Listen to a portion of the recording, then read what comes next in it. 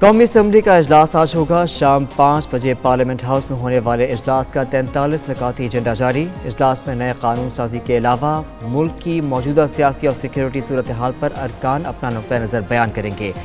Election act 2017 میں ترامیم کے بل، توہین عدالت سے متعلق قانون کی منسوخی اور آرٹیکل 184 میں ترمیم سے متعلق آئینی ترمیمی بل بھی ایجنڈے میں شامل ہے۔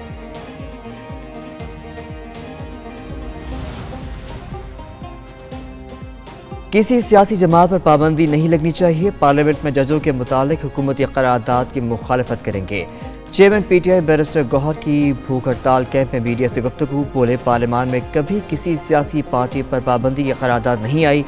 بھوک ہڑتالی کیمپ بانی چیئرمین کی رہائی تک جاری رہے گا۔ اپوزیشن لیڈر عمر ایوب نے کہا، حکومت سے جو بات ہوگی تحریک کے تحفظ آئین کے پلیٹ فارم سے ہوگی۔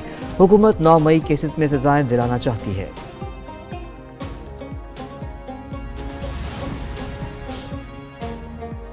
سپریم کورٹ کے حکم پر عمل درآمد کا دوسرا مرحلہ، الیکشن کمیشن نے پنجاب اسمبلی کے 29 ارکان کو پی ٹی آئی کا تسلیم کر دیا۔ خیبر پختونخوا اسمبلی میں پی ٹی آئی کے 58 ارکان تسلیم۔ سندھ اسمبلی کے 6 ارکان کو بھی تحریک انصاف کا تسلیم کر لیا گیا۔ تحریک انصاف کی مخصوص نشستوں کی ترجیحی فہرست بھی سامنے آ گئی۔ قومی اور صوبائی اسمبلیوں کے لیے 126 ناموں کی ترجیحی فہرست جمع کرائی گئی۔ خواتین کی مخصوص نشستوں کے لیے 21 ناموں کی فہرست جمع۔ قومی اسمبلی میں اقلیتی نشستوں کے لیے فہرست میں 10 نام شامل۔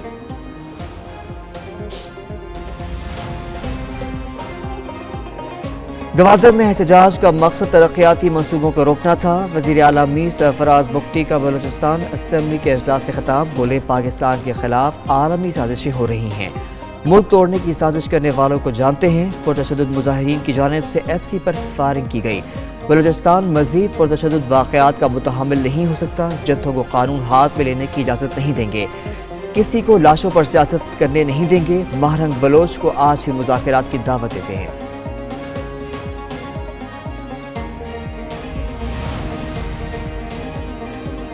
سیکیورٹی فورسز کے خیبر پختونخوا میں 3 مختلف آپریشن، 5 دہشت گرد ہلاک۔ آئی ایس پی آر کے مطابق محمد میں فتنہ الخوارج کے قاری سمیت 3 دہشت گرد مارے گئے۔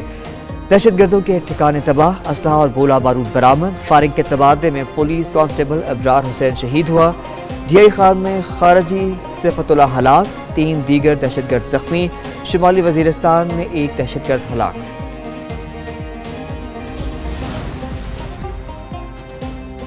چیف جسٹس کو قتل کی دھمکی، ٹی ایل پی رہنما پیر ظہیر الحسن شاہ گرفتار۔ پیر ظہیر الحسن کو اوکارا میں نامعلوم مقام سے گرفتار کیا گیا۔ ظہیر الحسن سمیت 1500 افراد کے خلاف لاہور میں مقدمہ درج۔ دہشت گردی ایکٹ، مذہبی منافرت، فساد پھیلانے، عدلیہ کو دھمکی اور دیگر دفعات شامل۔ پریس کلب کے باہر احتجاج میں پیر ظہیر الحسن نے عدلیہ کے خلاف نفرت پھیلائی۔ چیف جسٹس قاضی فائز عیسیٰ کے قتل کے لیے 1 کروڑ روپے کے انعام کا اعلان کیا۔ ٹی ایل پی رہنماؤں کے خلاف فیصل آباد میں بھی مقدمہ درج۔ چیف جسٹس کو قتل کی دھمکی، حکومت کا سخت کارروائی کا اعلان۔ وفاقی وزیر خواجہ آصف نے کہا، چیف جسٹس قاضی فائز عیسیٰ کے خلاف نئی شرارت کی جا رہی ہے، ان کے متعلق شرانگیز گفتگو کی گئی۔ ریاست کسی گروہ کی ڈکٹیشن قبول نہیں کرے گی۔ احسن اقبال بولے، سزا اور جزا کا اختیار صرف عدالت کے پاس ہے۔ عطا تارڑ نے کہا، قتل کا فتویٰ دینے کا اختیار کسی کو نہیں۔ اعظم نذیر تارڑ بولے، ایک گروہ نے اپنا قانون مسلط کرنے کی کوشش کی، قانون ہاتھ میں لینے والوں سے سختی سے نمٹا جائے گا۔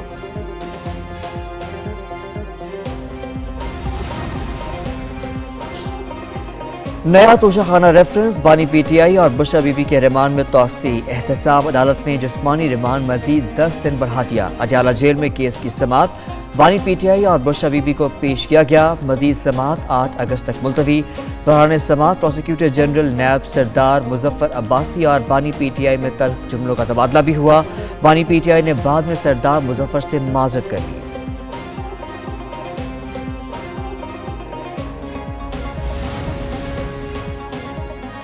بانی پی ٹی آئی کی جی ایس کیو کے باہر احتجاج کی کال کا دوبارہ تصدیق۔ اڈیالہ جیل میں صحافیوں سے غیر رسمی گفتگو میں کہا، ان کے بیان کو ایسے پیش کیا گیا جیسے 9 مئی کے واقعات کا اعتراف جرم کیا ہو۔ 12 مرتبہ پولیس تفتیش میں بھی جی ایس کیو کے باہر پرامن احتجاج کا کہہ چکے۔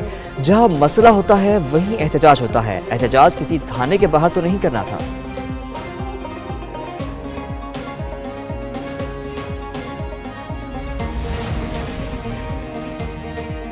پی ٹی آئی رہنما ڈاکٹر یاسمین راشد کی طبیعت اچانک خراب، کوٹ لکھپت جیل سے شوکت خانم ہسپتال منتقل کر دیا گیا۔ جیل ذرائع کے مطابق انسداد دہشت گردی عدالت نے یاسمین راشد کے چیک اپ کا حکم دیا تھا۔ پی ٹی آئی رہنما کینسر کے مرض میں مبتلا رہ چکی ہیں۔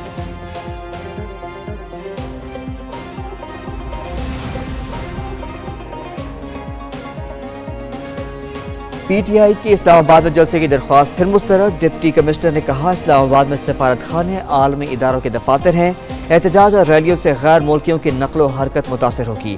روزانہ 5 لاکھ لوگوں کو اسلام آباد میں ملازمت یا تعلیم کے لیے سفر کرتے ہیں، احتجاج ان کی بنیادی حق سے محروم کرے گا۔ پی ٹی آئی نے جلسے کی اجازت نہ دینے پر توہین عدالت کی درخواست دائر کر دی۔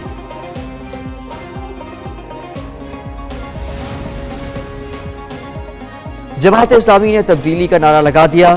حافظ نعیم الرحمان کا لیاقت باغ میں خواتین کے جلسے سے خطاب، کہا پاکستان کو جماعت اسلامی تبدیل کرے گی، اسلام آباد جاتے تو تصادم ہوتا، اصل مسئلہ ایک طرف رہ جاتا۔ تدبر کا مظاہرہ کرتے ہوئے راولپنڈی میں دھرنے کا فیصلہ کیا، بدھ سے ملک بھر میں دھرنے شروع ہوں گے۔ بجلی بلوں اور ٹیکسوں سے انارکی پھیلنے کا خدشہ ہے، خواتین زیورات بیچ کر بل دینے پر مجبور ہیں، آئی بی پیز کے ذریعے خون نچوڑنے کا سلسلہ قبول نہیں، حکومتی لوگ بھی دھندے میں ملوث ہیں۔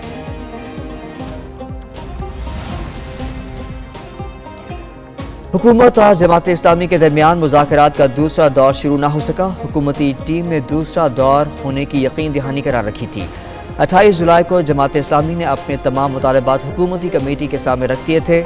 حکومتی ٹیم نے مذاکرات میں ٹیکنیکل کمیٹی کو شامل کرنے کا عندیہ دے رکھا ہے۔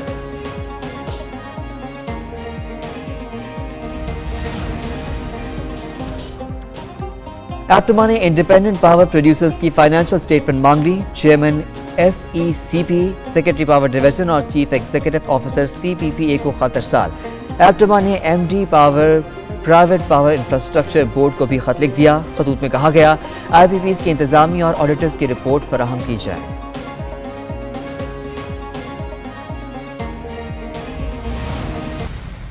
ہماری ایکسپیکٹیشنز کے مطابق انفلیشن کا جو ایوریج جو پچھلے سال کا تھا وہ 23.4% رہا۔ پالیسی ریٹ جو اس وقت جو 20.5% تھا وہ کم ہو کے 19.5% ہو گیا۔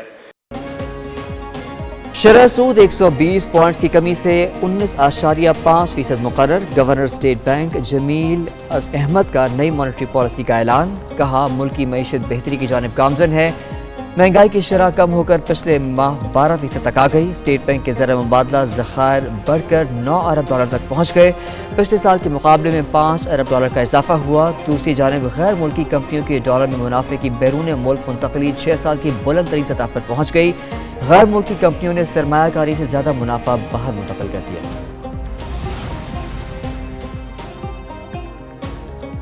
فچ ریٹنگ ایجنسی نے پاکستان کی طویل مدتی غیر ملکی کرنسی کی ریٹنگ بہتر کر دی، پاکستان کی ریٹنگ CCC سے بڑھ کر CCC+ کر دی گئی۔ فچ ریٹنگ ایجنسی کے مطابق IMF معاہدے سے پاکستان کی بیرونی فنڈ رسائی بہتر ہوئی ہے، 7 ماہ بعد پاکستان کی ریٹنگ میں بہتری آئی ہے۔ وزیر اعظم شہباز شریف کا فچ کی طرف سے پاکستان کی ریٹنگ بڑھانے کا خیر مقدم، کہا ریاست کی خاطر سیاست کی قربانی کا ثمر معاشی بہتری کی صورت میں مل رہا ہے۔ کراچی کے مختلف علاقوں میں بادل برس پڑے، گلشن مومار، سرجانی ٹاؤن، حسن اسکوائر اور یونیورسٹی روڈ پر بارش۔ F P area, Gulshan Iqbal, عیسیٰ نگری اور PIB کے علاقے میں بھی بارش۔ کراچی میں بادل برستے ہی بجلی کا نظام بیٹھ گیا، متعدد فیڈرز ٹرپ ہونے سے متعدد علاقے اندھیرے میں ڈوب گئے۔ محکمہ موسمیات کے مطابق کراچی میں بارش کا سلسلہ 31 جولائی تک جاری رہے گا۔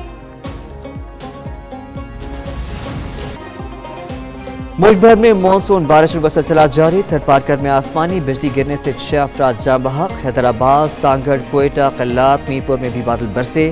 سوابی میں دوسرے روز بھی موسلادھار بارش، نشیبی علاقے زیراب، ہری پور، منڈی بہاؤدین، فیصل آباد، چنیوٹ، حافظ آباد، بھکر، بہاولپور، جام صاحب، دوڑ، جعفر آباد، جیکب آباد اور قلات میں بھی بارش نے جل تھل ایک کر دیا، نشیبی علاقوں میں طغیان۔ راولپنڈی میں موسلادھار بارش، شہر میں رین ایمرجنسی نافذ، نشیبی علاقے زیراب، کئی سڑکوں ندی نالوں کی منظر پیش کرنے لگے۔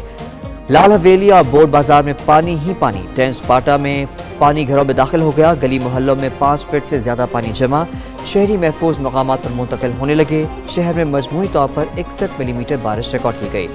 نالا لئی میں گوال منڈی پل پر پانی کی سطح 10.5 فٹ پر پہنچ گئی۔ نالا لئی پر اضافی مشینری سمیت عملہ تعینات۔ نصیر آباد میں 10 سالہ بچی بارشی پانی میں نہاتے ہوئے ڈوب کر جان بحق۔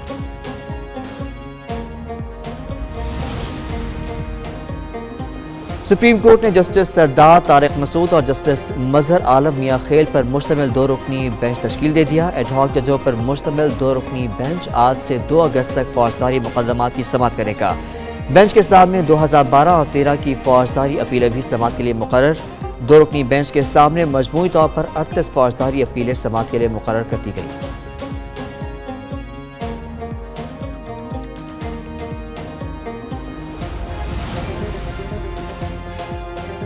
نومنتخب ایرانی صدر ڈاکٹر مسعود پزشکیان آج حلف اٹھائیں گے۔ ایران کے سپریم لیڈر آیت اللہ خامنائی نے ان کے نام کی باقاعدہ توثیق کر دی۔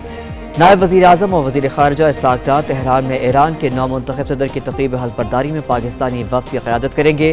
ترجمان دفتر خارجہ کے مطابق یہ دورہ دونوں ممالک کی قیادت کی سطح پر روابط اور 2 طرفہ تعاون کو مضبوط بنانے کے عزم کی تصدیق کرتا ہے۔ امریکی ریاست کیلیفورنیا کے جنوب میں زلزلے کے شدید جھٹکے۔ غیر ملکی میڈیا کے مطابق زلزلے کے جھٹکے لاس اینجلس، لاس ویگس، نیواڈا میں بھی محسوس کیے گئے۔ زلزلے کا مرکز موجیو صحرا سے 14 میل دور بار ویرسٹو شہر تھا۔ ابتدائی طور پر کسی جانی و مالی نقصان کی اطلاع نہیں ملی۔ چین میں مسلسل بارشیں، وسطی صوبہ ہنان میں تباہ کاری۔ سیلاب کے باعث گیسٹ ہاؤس پر مٹی کا تودہ گر گیا، 18 افراد دب گئے۔ ریسکیو ٹیم نے 11 لاشیں نکال لیں، 6 افراد کو زخمی حالت میں نکال لیا گیا، 1 شخص تاحال لاپتہ۔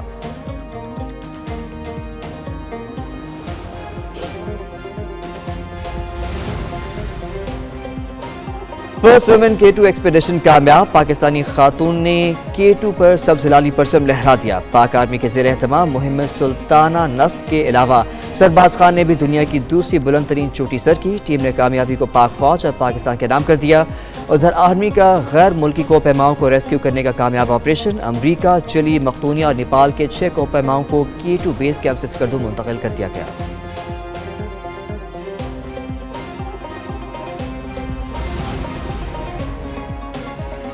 ایشین انڈر 18 والی بال چیمپئن شپ میں پاکستان کی مسلسل دوسری فتح۔ پاکستان نے بھارت کو 0 مقابلے میں 3 سیٹ سے شکست دے دی۔ بحرین میں جاری ایشین جونیئر والی بال چیمپئن شپ میں پاکستان نے پہلے مقابلے میں کوریا کو 2 کے مقابلے میں 3 سیٹ سے ہرا دیا۔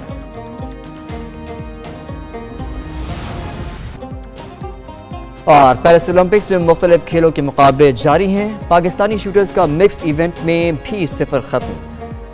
کشمالہ طلعت اور گلفام جوزف 571 پوائنٹس کے ساتھ 14ویں نمبر پر رہے۔ دونوں Pakistani shooters 10 metre year pistol میں پہلے راؤنڈ تک محدود رہے۔ اولمپکس میں پوائنٹس ٹیبل پر سر فہرست آنے کی جنگ جاری۔ جاپان، فرانس، چین، آسٹریلیا، جنوبی کوریا اور امریکہ ٹاپ 6 میں شامل۔